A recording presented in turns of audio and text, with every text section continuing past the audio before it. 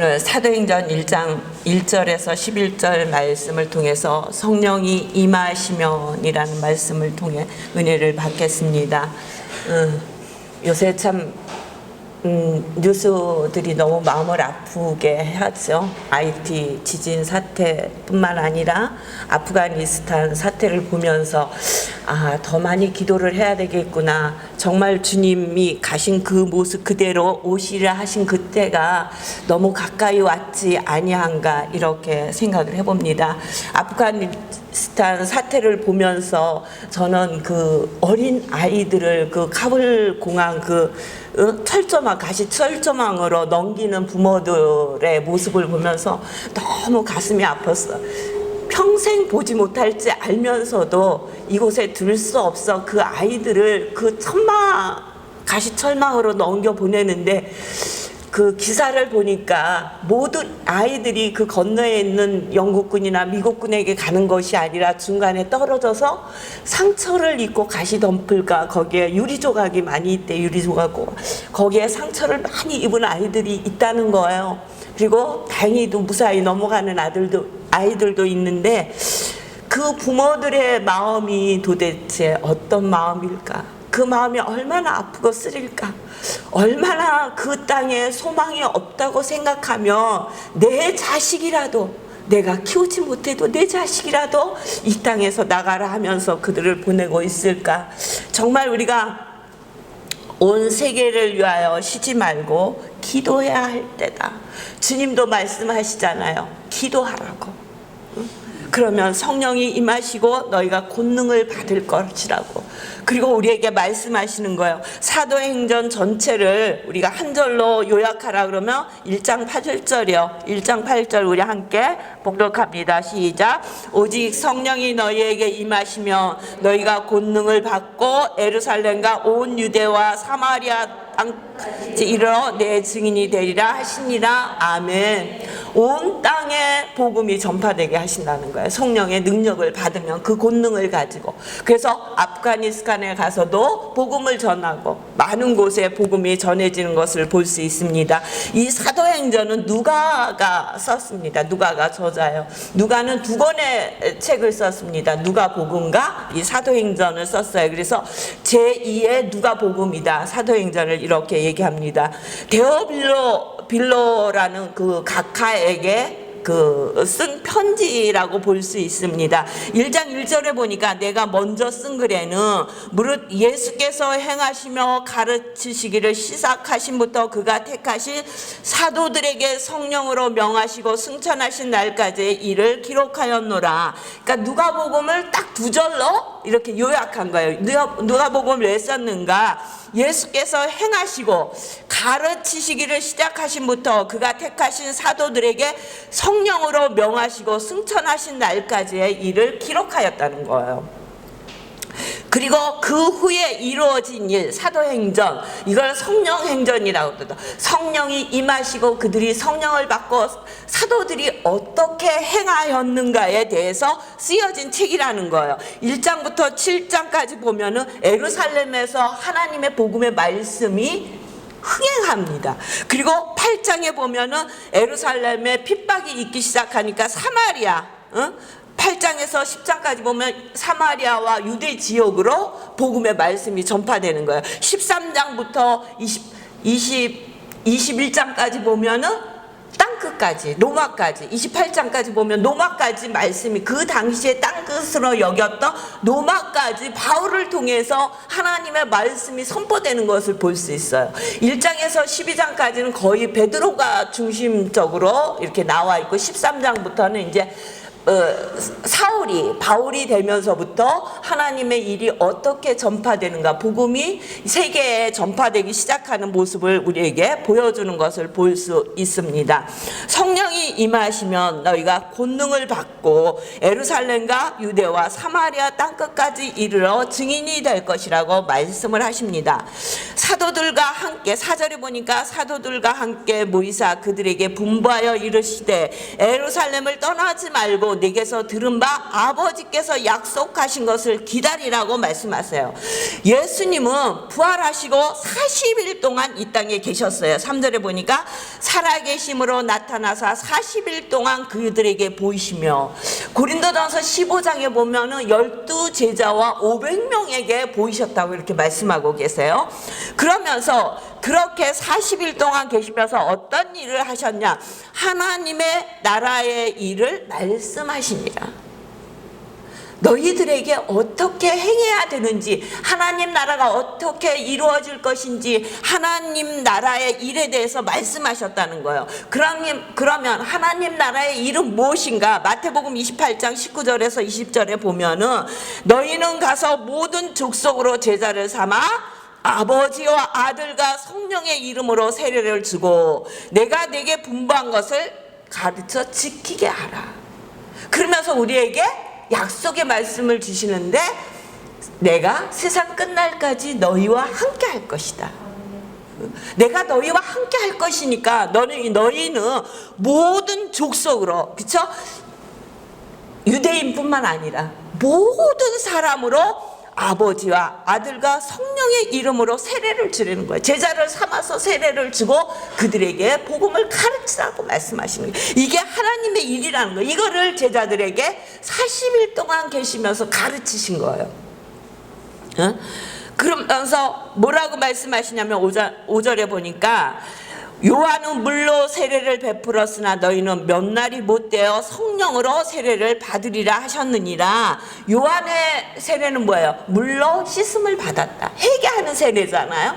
근데 그 회개의 세례를 받고 나면 성령의 세례가 임한다는 거예요. 성령의 세례가 임하면 하나님이 말씀하시면 하나님의 일을 감당할 수 있다는 거예요. 그런데 이때에 제자들은 이 말씀을 들으면서도 제자들의 생각은 딴 곳에 있었어요. 6절에 보니까 그들이 모였을 때 예수께 여쭈어 이르되 주께서 이스라엘 나라에 회복하심이 이때니까. 우리나라가 지금 노마로부터 압제를 당하고 있잖아요. 그러니까 이 노마로부터 해방되는 때가 이때입니까? 이렇게 예수님이 십자가에 죽으시고 부활하시고 그들에게 하나님의 일을 가르쳤음에도 불구하고 이들의 중심에는 이 땅의 일이 이들이 중심에 서 있다는 거예요. 그러니까 우리가 살고 있는 이 나라가 회복되는 것이 이때입니까? 묻고 있는 거예요. 그러니까 동문서답을 하고 있는 거예요, 제자들은. 그러니까 예수님이 말씀하시는 거예요. 이르시되 때와 시기는 아버지께서 자기 고난에 두셨으니 너희는 알 바가 아니요. 때와 시기는 아버지께서 자기 고난에 두셨대. 아들도 모른다 그랬어요. 그러니까 어느 때 어느 시에 예수님이 오실 것이라고 얘기하는 것은 전부 이단이에요. 또 예수님이 오시지 않을 것이라고 얘기하는 것도 이단이에요. 예수님은 분명히 오늘 말씀하셨어요. 하늘로 가심을 본 그대로 오시리라. 재림하신다고 약속하셨어요. 그런데 그때와 시기는 아버지만 아시고 아무도 모르신다는 거예요. 그런데 너희들이 할 일이 있는데 너희들이 할 일은 뭐냐면 오직 성령이 너희에게 임하시며 너희가 권능을 받고 예루살렘과 온 유대와 사마리아 땅끝까지 이르러 내 증인이 되라는 거예요. 성령이 임하시면 권능을 받는다는 거예요. 성령이 임하시는 모습이 2장 1절에서 5절에 보면은 나와 있어요. 2장 한 장만 넘겨보세요. 그러니까 예수님이 승천하시고 한 열흘 동안 그들이 모여서 120문도가 모여서 기도를 했는데, 기도하는 가운데 호련히 하늘로부터 급하고 강한 바람 같은 소리가 있어 그들이 앉은 온 집에 가득하며 마치 불의 혀처럼 갈라지는 것들이 그들에게 보여 각 사람 위에 하나씩 임하여 있더니 그들이 다 성령의 충만함을 받고 성령이 말하게 하심을 따라 다른 언어들로 말하기를 시작하니라. 성령이 임하시니까 성령이 임하신 그 모습이 나타나는데 이들에게는 방언의 은사가 나타났다는 거예요. 지금 우리가 방언을 하는 것은 내가 방언을 한다고 해서 여러분들이 알아듣지 못하잖아요. 어쩌다 알아들을 때가 있어. 들릴 때가 있어. 아, 저 방언이 저렇게 기도하는구나 들릴 때가 있지만 그것은 아주 드문 상황이고, 이때는 하나님 성령이 처음 임해서 이들이 방언할 때는 각자의 나라의 말로 알아들을 수 있는 말이에요. 그러니까 바벨론 창세기 11장에 보면 바벨탑을 쌓고 나서 하나님께서 언어를 흩으시잖아요. 서로 언어가 하나가 되지 않게 언어를 흩으셨어요. 그런데 오늘 성령이 임하심으로 인하여 언어가 하나가 되는 역사가 나타났다는 거예요. 5절에 보니까 그때 경건한 유대인들이 천하 각국으로부터 와서 예루살렘에 머물더니 이 소리가 나매 큰 무리가 모여 각각 자기의 방언으로 제자들이 말하는 것을 듣고 소동하여 각각 자기의 말로 들렸다는 거예요. 응? 이때 일어난 놀라운 성령의 역사가 이렇게 일어났다는 거예요. 그러면 성령이 임하시면 방언만 말하냐? 성령이 임하시니까 권능을 받는 거예요. 그러니까 베드로가 변하는 모습을 우리는 사도행전에서 아주 눈여겨볼 필요가 있어요. 베드로는 예수님이 십자가에 달리시기 전에 대제사장의 그 뜰에 가서 재판을 받으실 때 조그만한 여자 비자가 와서 너도 저와 같이 있지 않았느냐 하니까 아니라고 부인하잖아요. 3번을 부인해요. 나중에는 저주하며 부인하였더라 그랬어요. 힘이 있는 사람이 온 게 아니에요. 아무 힘도 없어.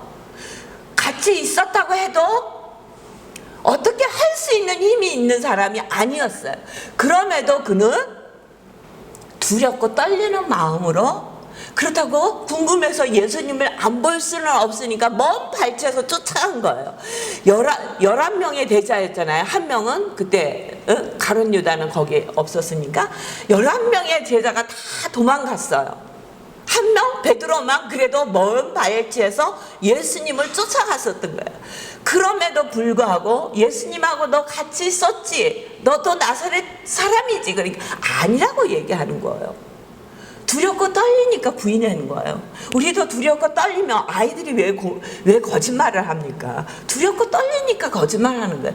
거짓말 안 해도 되는데 어른들이 봤을 때는, 그런데 거짓말을 하잖아요. 왜? 무서운 거야. 두려운 거야. 그 말을 정직하게 해서 손해볼 것 같은 거예요. 그러니까 거짓말하는 거예요. 베드로도 예수님 안다고 내가 그의 제자라고 얘기했으면 얼마나 좋았겠어요. 예수님으로부터 먼저 네가 나를 부인할 것이라고 그런 말씀을 들었음에도 불구하고 부인을 해버리잖아요.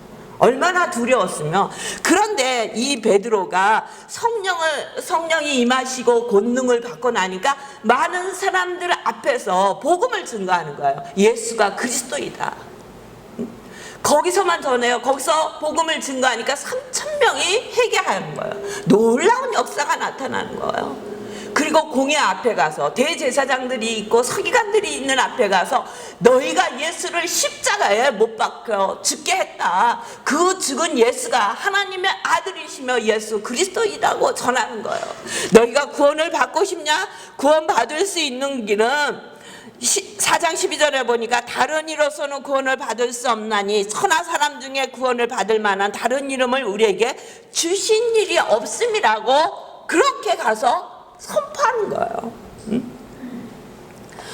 그러니까 거기에 있던 사람들이 깜짝 놀랐잖아요. 그리고 다시는 그 이름으로 선포하지 말라 그랬는데 베드로가 얘기하는 거예요. 내가 너희 말을 듣는 것이 옳은지 하나님의 말씀에 순종하는 것이 옳은지 너희가 판단하라 얘기하잖아요.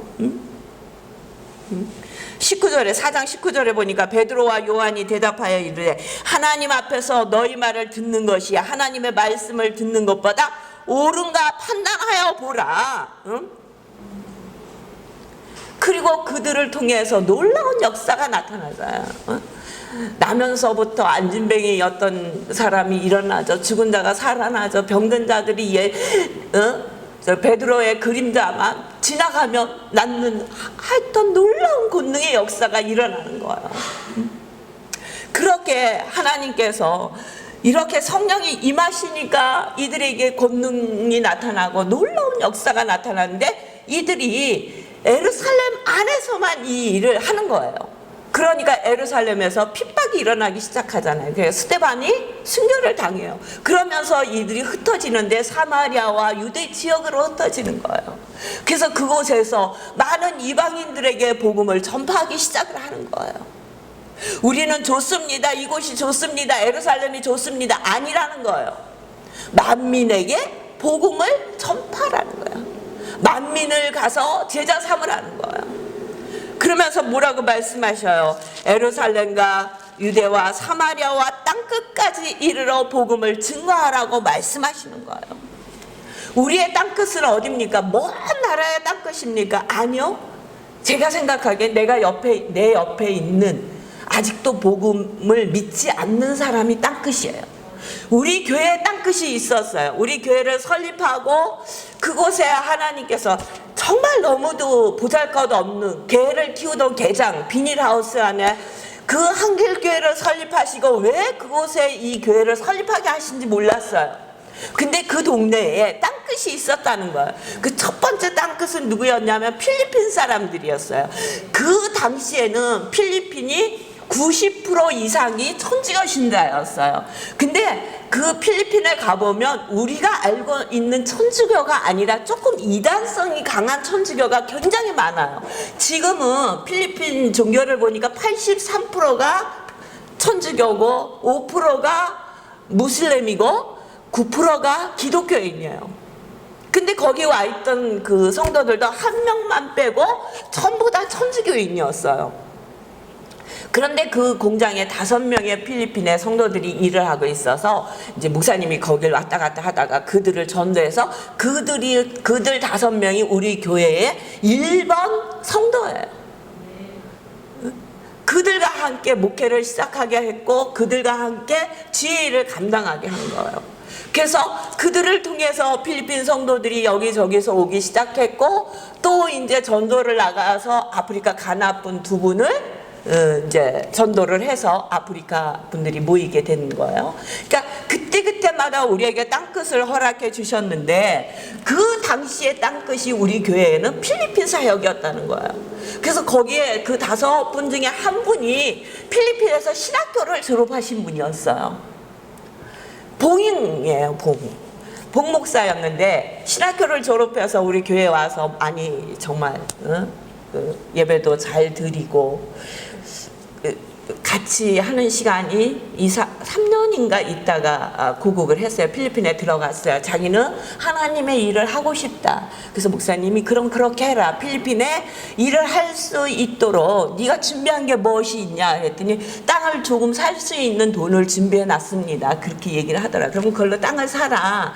그러면 그 건물을 짓고 하는 거는 하나님 앞에 기도하면 하나님이 주실 것이다. 그런데 이게 봉이 들어가서 보니까 한국에서 벌어서 다 그 갓난 아기를 두고 이제 한국에 왔었던 거예요. 부인한테 보냈는데 그 돈이 한 푼도 남아있지 않는 거예요. 그리고 부인도 없어졌어요. 그 돈을 다 사기 당하고 어디로 갔는지 아기만 봉 그 엄마 집에 놔두고 부인을 찾을 수가 없는 거예요. 그러니까 그 얼마나 절망을 했겠어요. 한국에서 그 고생을 하면서 그때 월급이 20만 원인가 그랬어요. 외국인들. 그거를 받아서 꼬박꼬박 보냈어요. 한 푼도 없다는 거예요. 어떻게 할지 모르겠다고. 어떻게 하면 좋겠냐고 계속해서 연락이 와서 목사님이 그러면 한국에 다시 들어와라. 그래서 한국에 들어올 수 있는 길을 열어줘서 그 봉목사가 다시 들어와서 한국에서 2년 동안 돈을 벌어가지고 들어갔어요.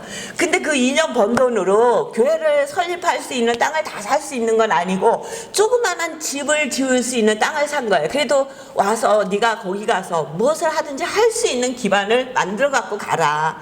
그래서 이제 목사님이 초청을 해서 데리고 들어와가지고 한국에서 2년을 일하다가 저는 필리핀 가서 교회를 하면서 섬기고 싶습니다. 그렇게 해서 그러면 들어가라. 그래서 들어가서 그 교회 옆에 있던 나머지 땅을 할부로 샀어요. 저희 교회가. 그래서 거기에 첫 번째 그린발이라는 지역인데 그 지역에 교회를 짓기 시작한 거예요. 그 교회를 지면서 목사님이 들어가신 거예요. 이게 추진이 잘 안 되니까. 그래서 그 교회에 기둥만 세우고 천장만 하고 화장실만 지어놓고 목사님이 거기 가서 그 교회 바닥에서 돗자리를 깔고 그 화장실에서 샤워를 하면서 그 예배당을 지은 거예요. 응? 그리고 옆에 또 봉목산에 살 수 있는 집을 짓고 이렇게 하면서 이제 필리핀 사역이 시작돼서 그 그린바리에서 나사렛에서 각 동네마다 퍼져서 이렇게 지금 사역을 하고 있어요. 응? 교회가 그린바리 교회 나사렛 교회 2개, 또 거기 지역이 나사렛에서 나와서 그 지역 4개는 건물이 있는 교회고 12개는 천막교회예요. 천막을 치고 아이들과 함께 예배를 드리고 거기서 아이들을 먹을 것을 나눠주고 애들이 지금은 그것도 하지 못해요. 애들에게 필요한 것들을 이렇게 가르치면서 나눠주고 있는 거예요. 유치원을 못 가는 애들에게는 유치원 가정을 가르치기도 하고 그렇게 하면서 복음을 증거하고 있었어요. 근데 지금 코로나로 그 일이 모두가 중단이 된 거예요. 그런데 되게 슬프고 힘든 소식이 목요일 날 저희에게 왔어요. 그린바리 지역에 코로나가 퍼진 거예요. 그런데 복 목사가 코로나에 감염이 돼서 하늘에 천국에 갔어요. 목요일 날.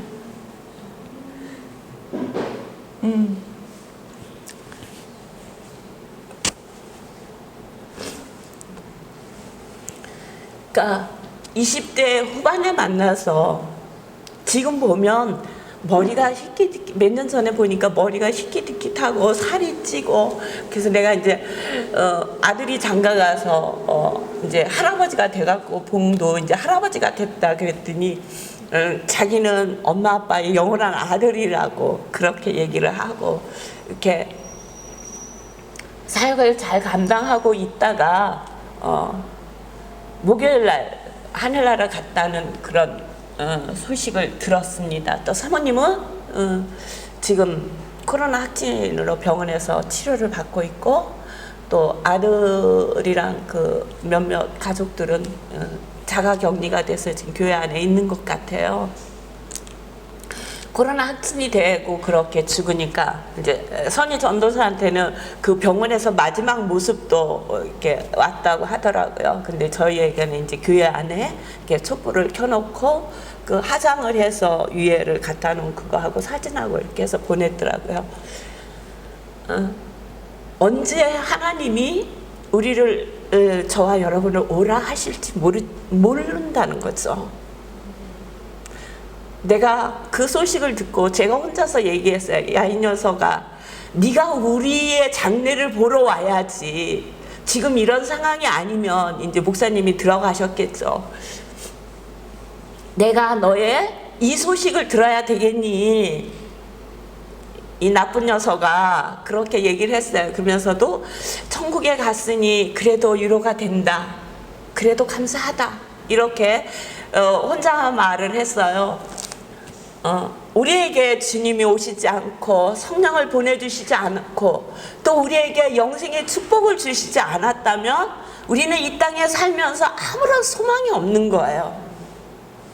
살다 보면 이 복음 같은 소식을 우리는 우리 인생사에 너무 많이 경험을 하고 그 소식을 들어요. 그럼에도 우리에게 그 소식을 이기고 나갈 수 있는 것은 영생의 축복을 우리는 받았어요. 그리고 천국의 소망을 우리는 가지고 있어요. 또 이 땅에 살면서 세상 사람과 똑같이 사는 것 같지만 우리 속에는 천국의 소망이 있다는 거예요. 성령이 임하시면 우리 속에 이 천국을 소유하고 살기 때문에 너무도 안타깝고 그러니까 안 봐도 그렇게 막 보고 싶다 그런 생각이 별로 없었어요. 잘하고 있겠지. 잘하고 있으니까 아유 그래 그냥 기도하는 거였지 막 보고 싶다. 그런데 갑자기 그 소식을 듣고 그 영정 사진이 딱 오니까 보고 싶은 생각이 드는 거예요. 아우 세상에, 손을 다쳐서 이 손이 약간 장애가 있어요. 그 손이 기억이 나면서 손 잡을 수 있을 때 한 번이라도 더 잡아주고 그렇게 할 걸, 그런 생각이 너무 많이 들더라고요. 그래서 그래, 우리가 오늘도 쉬지 않고 예루살렘과 유대와 사마리아와 땅끝까지 복음을 증거해야 할 이유는, 그것은 이 땅에 많은 사람들이 아직 복음의 말씀을 듣지 못했다는 거예요. 그리고 그들은 알지 못하여 천국의 맛을 느끼지 못하고 천국을 믿지 못하기 때문에 죽으면 끝이라고 생각하는 사람이 너무 많다는 거예요. 근데 분명한 것은 히브리서에 말씀하시자면 죽은 후에는 심판이 있을 것이라고 성경은 말씀하고 계세요. 천국을 가든지 성경에 누가 그래요? 지옥이 어딘? 지옥이 있어요. 읽어보세요. 사복음서, 마태복음에도 지옥의 모습, 지옥이라고 나오고 있어요. 지옥을 가든지 천국을 가든지 분명히 하나님 심판대 앞에 설 때 저와 여러분 모두가 그 자리를 피할 수 없다는 거예요. 그 앞에 섰을 때 우리가 정말 성령의 도우심을 받아 그 권능으로 살았다면 우리는 염려할 게 없잖아요. 그리고 이 땅에서 조금은 힘들고 어렵고 고통스러운 시간이 있다 할지라도 이 땅에서 승리하는 자로 살 수 있다는 거예요. 그래서 데살로니가 전서에 감사하라고 그랬잖아요. 어떻게 우리가 감사할 수 있어요? 범사에, 그냥 감사하라는 것이 아니라 범사에 감사하라고 그랬잖아요. 제가 요새 책 한 권을 읽었는데 나만 나처럼 살 수 있다라는 웃음치료 그 이호셉 원장의 책을 제가 이제 읽었어요. 그 책에 보니까 작사가 이렇게 써 있더라고요. 그게 무슨 말이냐면 작은 것에 감사하고 사소한 것에 감사하고 가진 것에 감사하라는 거예요. 우리가 이 땅에서 살 수 있고 성령이 임하시고 권능으로 산다는 것은 제가 이 책을 읽으면 그래 작은 것에 감사하는 것이다. 그게 범사에 감사하는 것인가. 사소한 일을 우리는 그냥 넘기잖아요. 이거는 평범한 일이기 때문에 우리는 그 평범한 일상에 대한 감사가 없는 거예요. 어떤 큰 일이 벌어지고 힘든 일이 있을 때는 그 평범했던 일상이 얼마나 귀하고 그 일상이 얼마나 아름다운 일상이었는지를 우리는 알지만 그러기 전에는 그 일상에 대해서 감사하지 않아요. 남들도 똑같이 지내는데 아니요. 평범하게 하루하루를 살 수 있다는 거 너무 감사해요. 그게 사소한 일에 감사하라는 거예요. 지금 가진 것에 감사하라는 거예요. 우리는 가진 거에 감사하지 않잖아요.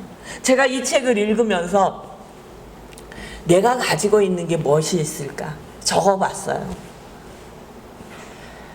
불평하고 아무것도 없다고 불안해할 때는 적을 게 없더라고요.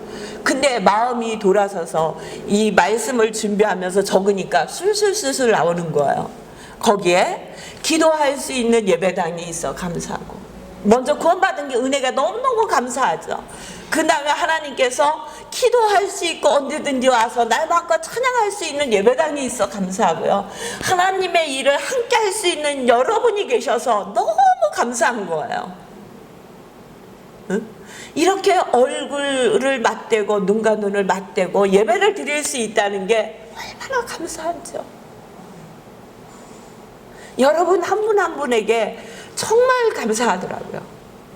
그리고 정말 사랑한다고 얘기해주고 싶더라고요. 감사하더라고요.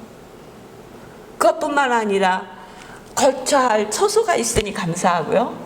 어쩔 때는 그 처소가 내 것이 아니고 나라 것이라 불안하기도 하고 언제 이사 가라고 그럴지 모르니까 계약 기간은 있는데 뭐 조금만 뭐 어떻게 하면 뭐 이사 가라고 그런다니까 불안하잖아요. 또 불안이 찾아오기 시작하면 계속 이게 무슨 뭐 실타래 풀리듯이 막 풀리잖아요.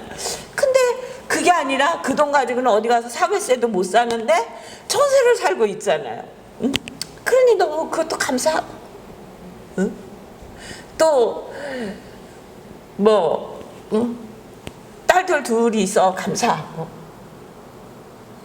앞에서 이끌어주시는 목사님 계셔 감사하고, 뒤에 이렇게 좋은 우리 성도님들 계셔 감사하고. 여러분도 한번 감사한 조건을 한번 적어보세요. 이게 되게 많아지더라고요. 풍부해지더라고요. 근데 그게 내가 생각했을 때 내 개인적으로 그런 마음이 드냐? 아니라는 거예요. 기도를 해서 성령이 임하시고 권능을 받으면, 그렇죠?